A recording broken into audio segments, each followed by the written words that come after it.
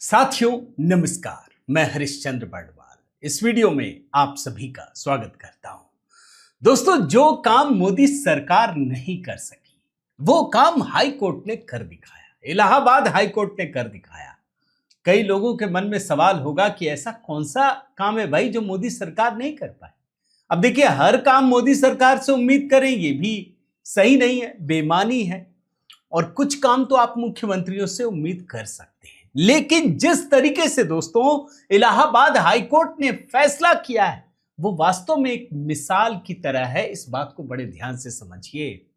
और वो फैसला क्या है अभी मैं आपको दिखाता हूं। ऐसा नहीं है कि भाजपा की सरकारों ने कोशिश नहीं की थी, कोशिश की है। और सिर्फ एक भारतीय जनता पार्टी की सरकार है जिसने कोशिश की थी और उसके बाद कोर्ट ने उसको ठुकराया नहीं। लेकिन पता नहीं क्यों दोस्तों भाजपा की सरकारों ने पैर पीछे खींच लिए। आखिर क्या है पूरा मसला, जरा ध्यान से देखिएगा और आखिरी तक देखिएगा। दोस्तों, आज बहुत सारे रिसर्च लेकर आया हूं, पूरी दुनिया भर का रिसर्च है, तो एक एक करके ध्यान से बहुत संक्षिप्त में जो बता रहा हूं देखिएगा। आप सभी को दोस्तों जय सिया राम इस कमेंट के साथ शुरू कीजिएगा। एक टू विंडो दिखाता हूं दोस्तों। सेकुलरिज्म का अर्थ, जो धर्मनिरपेक्षता का अर्थ है कांग्रेस के लिए, पहले वो बता देता हूं। जब मुसलमानों की बात आती है ना, तो ये राहुल गांधी कहते हैं कि हिजाब आपको पहनना है, पहनिए, उसमें क्या दिक्कत है। लेकिन जैसे ही हिंदुओं की बात आती है तो ये पार्टी अपना स्टैंड बदल लेती है, बोलती है अरे घूंघट पहनेंगी तो कैसे आगे बढ़ेंगी, खत्म करो इसको, कानून बनाओ। ये कांग्रेस का सेकुलरिज्म का परिभाषा है दोस्तों। अब जरा खबर पे आइए, ध्यान से देखिए मैं क्या कहना चाहता हूं।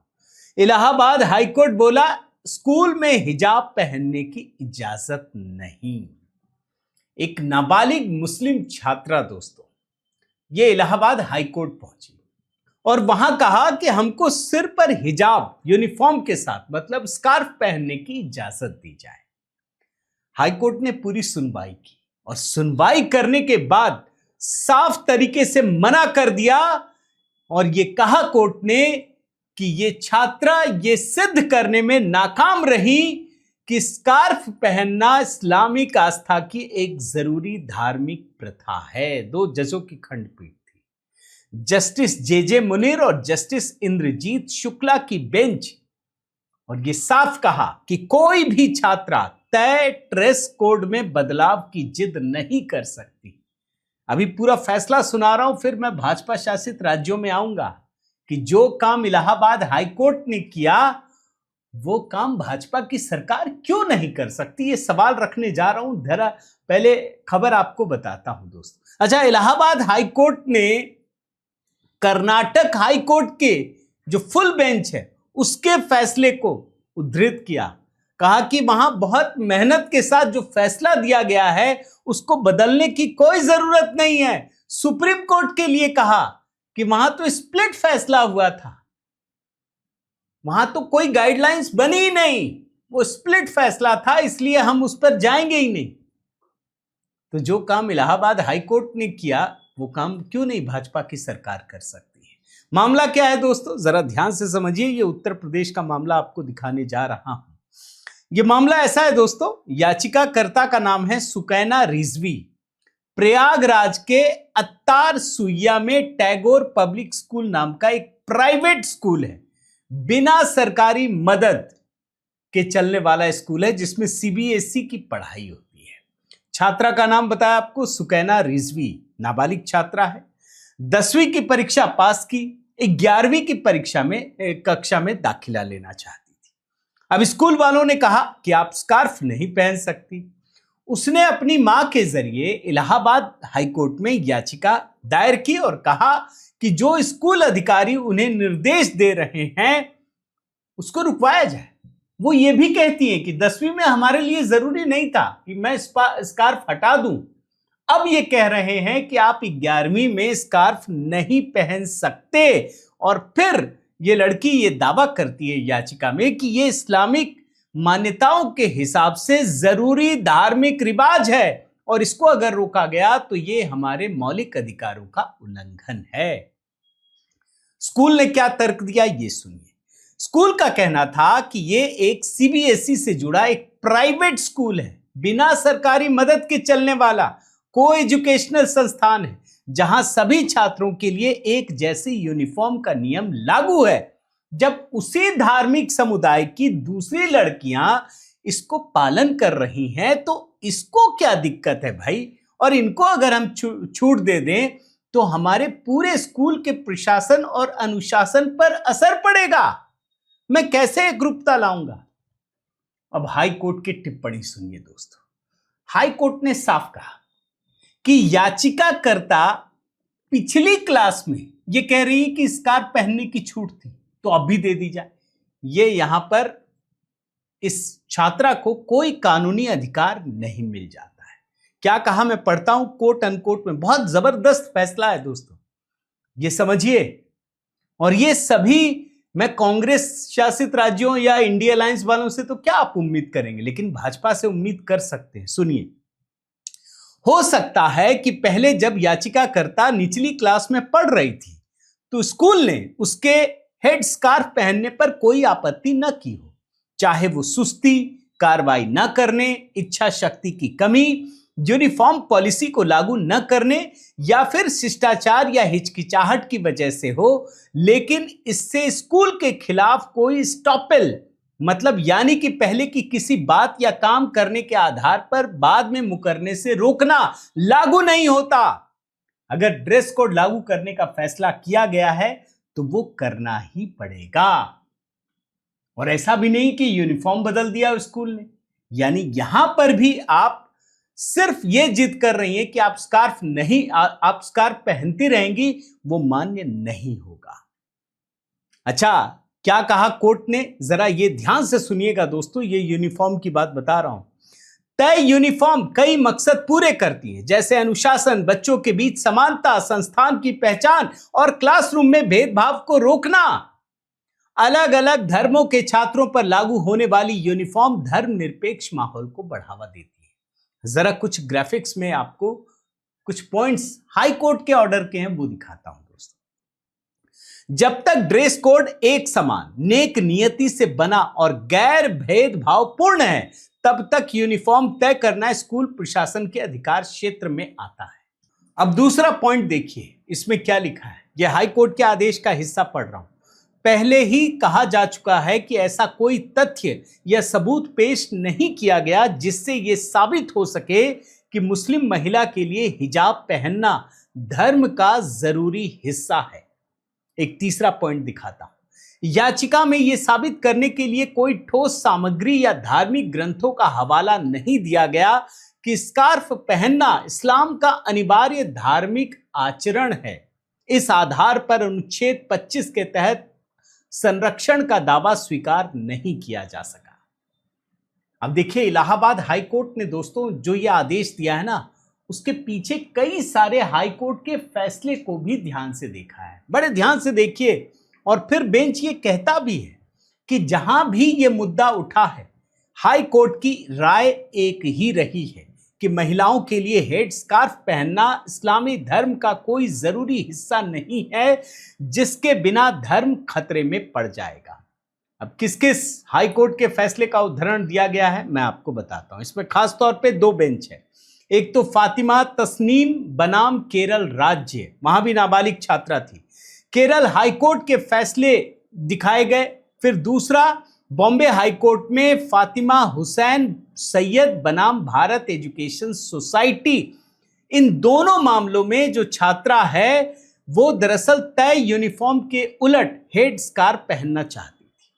इसमें एक और मामला दोस्तों, रेशम बनाम कर्नाटक राज्य मामले में, जहां कर्नाटक हाई कोर्ट की फुल बेंच के फैसले पर भी विस्तार से विचार किया गया और उसके बाद इलाहाबाद हाई कोर्ट ने यह फैसला सुनाया दोस्तों। यहां सुप्रीम कोर्ट की भी बात की गई है। अभी मैं आपको एक एक करके दिखाता हूं, लेकिन पहले अब भाजपा पे आना जरूरी है दोस्तों। इस समय भारतीय जनता पार्टी, खास करके जहां मुख्यमंत्री है भाजपा के, उसकी बात कहता हूं। 17 राज्य हैं दोस्तों। इसमें योगी जी से लेकर के हेमंत बिस्वा शर्मा और बंगाल में अभी अभी जो मुख्यमंत्री बने, ये सब अच्छा काम कर रहे हैं, मैं बिल्कुल नहीं कहता। लेकिन जब इलाहाबाद हाई कोर्ट का फैसला आया है, इसलिए मैं सवाल उठा रहा हूं। अगर आप असहमत हो, सहमत हो, जरूर अपने विचार रख दीजिएगा कि मैं अगर गलत कह रहा हूं। दोस्तों भाई, भाजपा की एक सरकार ने कोशिश की थी, ऐसा नहीं है नहीं की थी। कब की थी ये बताता हूं। फरवरी 2022 कर्नाटक में बोम्मई की सरकार थी। स्कूलों में जो एजुकेशनल संस्थान है ना, वहां हिजाब पर पाबंदी लगा दी थी। इसके बाद दोस्तों कर्नाटक के मुसलमानों को लोगों ने भड़काने की खूब कोशिश की, और खास करके जो कांग्रेस है उसका इकोसिस्टम है, और हालत ये हो गई कि कई जिलों में हिंसा भड़क उठी। हिजाब पर इस पाबंदी के नियम के विरोध में लेफ्ट लिबरल इकोसिस्टम नए नए तरीके के नैरेटिव गढ़ने शुरू कर दिए गए। क्या तर्क गढ़ा गया, जरा मैं बताता हूं। ये कर्नाटक में उस समय भाजपा की सरकार थी। ये तर्क गढ़ा गया कि इससे भारत की धर्मनिरपेक्षता खतरे में पड़ गई है। विरोध के लिए एक और तर्क गढ़ा गया कि यह सब भारत में सांप्रदायिकता के बढ़ने के कारण हो रहा है। इसी इकोसिस्टम का एक विचारक है दोस्तों, भानु मेहता। उसने क्या लिखा कि यह विवाद इसलिए खड़ा किया गया है ताकि राज्य अपनी क्रूरता के लिए तंत्र का इस्तेमाल कर सके। और सिर्फ भारत नहीं, देखिए वॉशिंगटन पोस्ट में पत्रकार बरखा दत्त क्या लिखती हैं।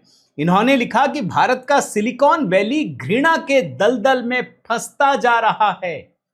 इसी इकोसिस्टम की एक पत्रकार हैं राणा यूब। उसने लिखा कि हिजाब का विवाद खड़ा करके भारत को हिंदू धर्म के नाम पर रेडिकलाइज किया जा रहा है।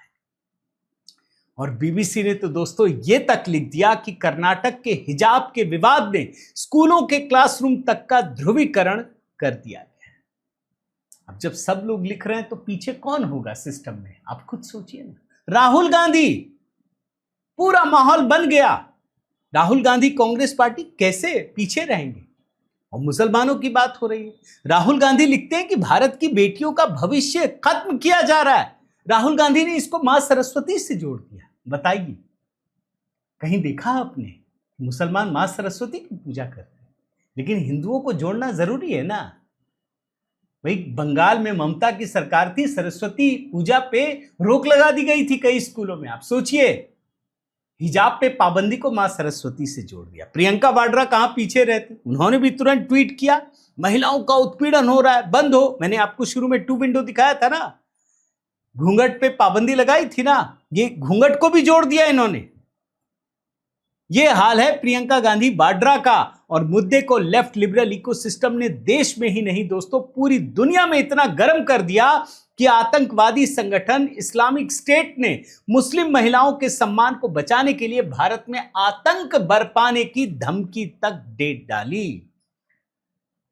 कर्नाटक का यह मामला चल ही रहा था कि कुछ लोग हाई कोर्ट पहुंच गए। कर्नाटक हाई कोर्ट, जानते क्या हुआ? फुल बेंच थी 3 जजों की, जिसे मुख्य न्यायाधीश Rituraj Awasthi, justice Krishna S Dixit, justice JM Khazi. 5 फरवरी 2022 का जो सरकार का आदेश था दोस्तों, उसको साफ साफ जो याचिका डाली गई थी वो खारिज कर दिया। और जो सरकार ने फैसला किया था कि जो सरकारी संस्थान है या सरकार से सहायता प्राप्त एजुकेशनल संस्थान है, उसमें हिजाब पर जो पाबंदी लगाई गई है वो सही है। ये कर्नाटक हाई कोर्ट ने कहा। अच्छा, जिन न्यायाधीश ने यह फैसला दिया उसको जान से मारने की धमकी दी गई, यह भी आपको बता दूं। यानी सरकार ने सही काम किया, हाई कोर्ट ने भी उसका फैसला सुनाया। 3 जजों की फुल बेंच है ये। अच्छा, इसके बाद ये लोग सुप्रीम कोर्ट पहुंच गए। भाई सुप्रीम कोर्ट में हम करें कुछ तो फायदा हो। अब सुप्रीम कोर्ट में जो निर्णय हुआ वहां एक एक जज के विचार बट गए, स्प्लिट वर्डिक्ट बोलते हैं, यानी फैसला नहीं हुआ। यानी कर्नाटक हाई कोर्ट ने जो कहा उसको उस पर रोक नहीं लगी।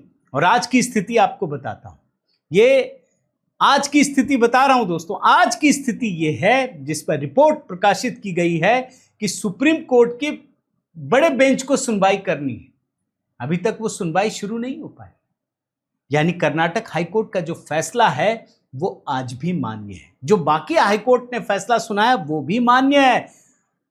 और आपको एक बात बताऊं दोस्तों, ये सिर्फ भारत की बात नहीं है कि कर्नाटक ने उस समय फैसला किया, कांग्रेस की सरकार ने बाद में बदल दिया, ये बता देता हूं आपको।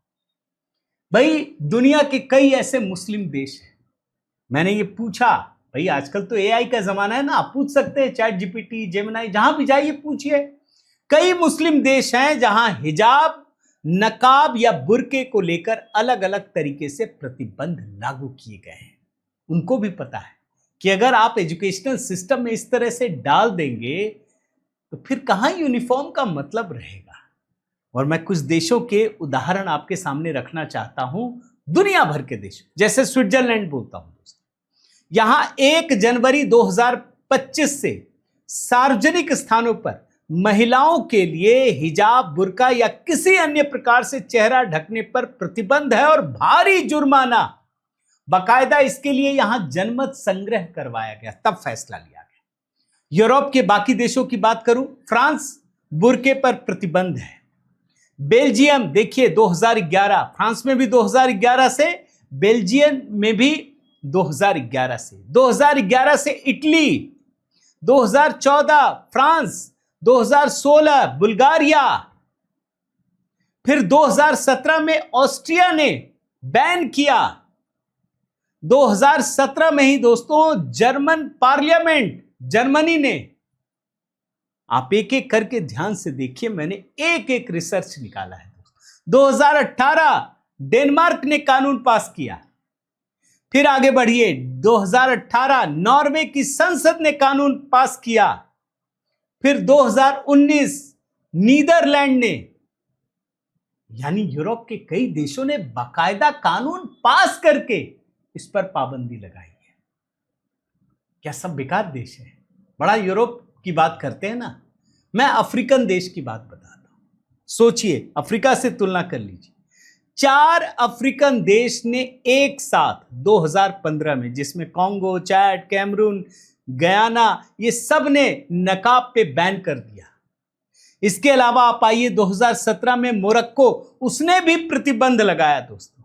2023 में इजिप्ट ने प्रतिबंध लगाया और 2021 में एशियाई देशों की बात करें तो श्रीलंका ने भी बैन लगाया। अब क्या सारे देश बेकार काम कर रहे हैं? भारत में एक राज्य ने लगाया था, कर्नाटक ने, इतना बवाल पैदा किया गया। लेकिन सच्चाई है कि वो नियम सही था, ये कर्नाटक हाईकोर्ट की फुल बेंच ने कहा। अब जो काम इलाहाबाद हाईकोर्ट ने किया है दोस्तों, क्या भाजपा शासित राज्य की सरकारें नहीं कर सकती? 17 राज्यों में सरकारें, इस बात को समझ लीजिए। और ये भाजपा के तो एजेंडे में भी होता है, भाई आइए चुनाव लड़िए। ये सारा दलितों को भटका रहे, बाकी हिंदुओं को अलग अलग हिस्सों में बांटने की कोशिश करते हैं। ये फैसला सरकार को करना चाहिए। और अगर आप सहमत हैं दोस्तों, मैं आपसे कहता हूं, अगर आप सहमत हैं कि भाजपा शासित राज्यों को इस मामले में कम से कम इलाहाबाद हाईकोर्ट के फैसले के बाद पहल करते हुए पाबंदी लगानी चाहिए, तो आप जरूर लिखिए और टैग कीजिए एक एक सरकारों को कि आप देखिए ये इलाहाबाद हाईकोर्ट का फैसला। इसके पहले कर्नाटक, इसके पहले बॉम्बे, इसके पहले केरल, इन सारे राज्यों में हाईकोर्ट ने ये स्वागत किया कि एजुकेशनल संस्थानों में जो यूनिफॉर्म होता है उसके अलावा आप नहीं पहन सकते। ये भेदभाव को रोकने का सबसे बड़ा कानून बने। उम्मीद करता हूं दोस्तों आपको ये वीडियो जरूर पसंद आया होगा। आप अपने कमेंट कीजिएगा। कई बार सरकार की आलोचना इसलिए करनी चाहिए और उसको घेरना चाहिए कि कहीं वो अपने रास्ते से भटक तो नहीं रही है। भाजपा की सरकारों की खासियत यह है कि वो सुनती है, तो उसको सुनाने के लिए आपको बताना जरूरी है। आपके कमेंट की प्रतीक्षा रहेगी दोस्तों। लाइक कीजिएगा, शेयर कीजिएगा। अगर इस चैनल को सब्सक्राइब नहीं किया है तो जरूर कीजिएगा। बहुत बहुत धन्यवाद। जय सिया राम।